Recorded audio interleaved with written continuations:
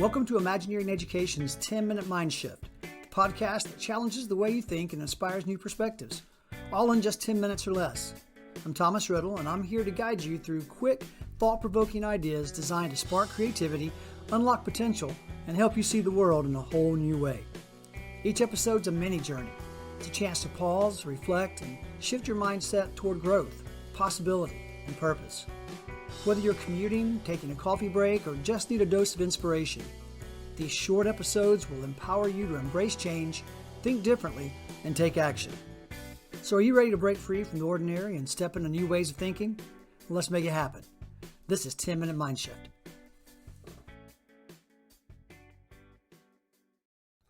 Hey everyone, hope you're doing well.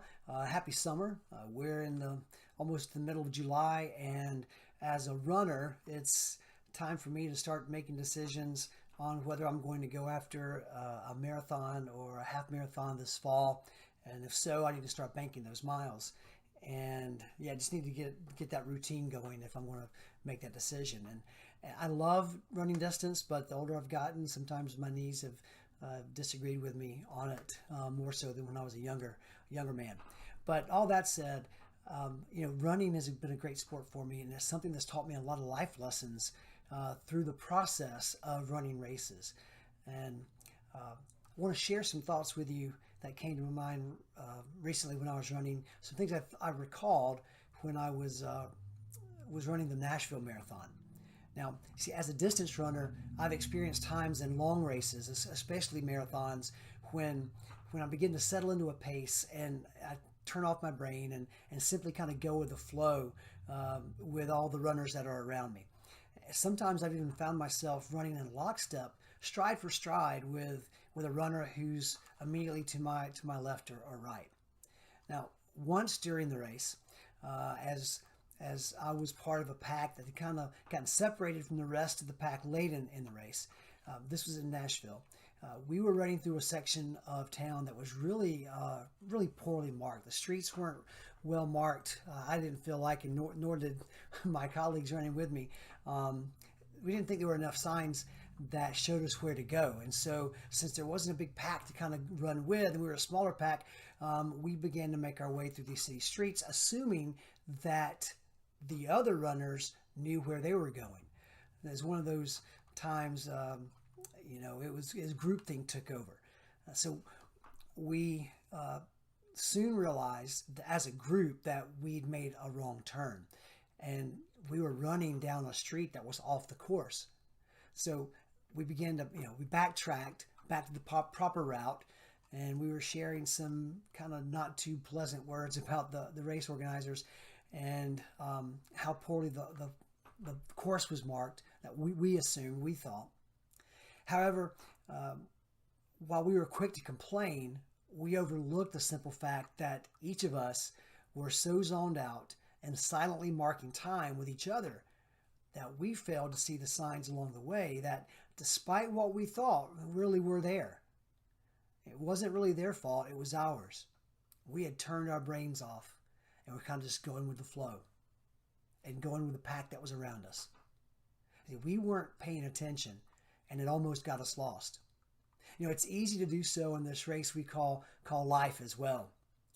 We become settled in and comfortable, and either fail to remain conscious of what's going on around us, or allow others to make decisions for us by virtue of simply following along with what everyone else is doing, thinking, saying, or feeling. Now, as with most things in life, it's when we fail to think for ourselves that we can get ourselves in the most trouble. Now, C.S. Lewis remarked that when the whole world is running towards a cliff, he who is running in the opposite direction appears to have lost his mind. Let me repeat that again. When the whole world is running towards a cliff, he who is running in the opposite direction appears to have lost his mind. In other words, it's the one who first realizes that something's off, that the group that they're in shouldn't be running this way or in this manner, who then reverses course to avoid the calamity of running off the cliff. That runner is frequently looked at by the others in the pack with scorn or disdain. as if this trout swimming upstream against the current or popular belief is obviously wrong and misled in their decision to go against the flow. Now, as they carry on self-assuredly in the same direction, some will look over their shoulders and jeer or mock or criticize that one who dared to break ranks from everyone else. That is, up until the moment that their feet no longer touch solid ground and they plummet over the edge that, in their distracted state, they never saw coming. So let me ask you this. How comfortable are you in standing against the crowd? Striking out on a new path that may run contrary to what is comfortable or popular. See, it's the radical thinkers, the bold risk takers, the daring adventurers who leave the largest legacy. It's those who keep a weather eye on the horizon, that are able to see the coming storm and alter course in time to avert disaster. Yet to do so requires the determination to stay focused, remain vigilant, and be willing to resist the groupthink that can cause you to drift toward complacency and danger.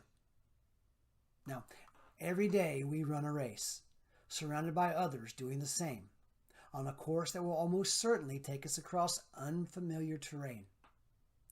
Pay attention and look for the signs. Run hard and run well. Don't get lulled to sleep.